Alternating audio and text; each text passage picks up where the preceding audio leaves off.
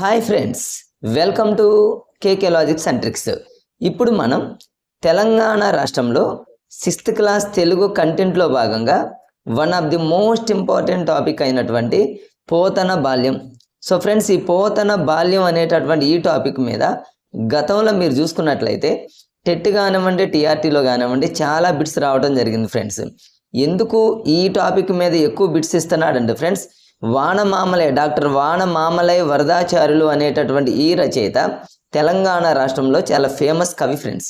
అందుకని ఈ టాపిక్ మీద ఎగ్జామినర్ ఎక్కువ ఫోకస్ పెడతా ఉన్నాడు.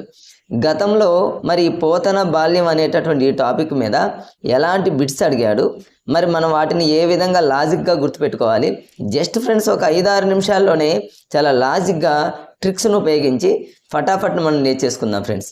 మరి గతంలో ఎలాంటి బిట్స్ అడిగాడు ఒకసారి మనం చూసినట్లయితే ఫ్రెండ్స్ చూడండి. మరి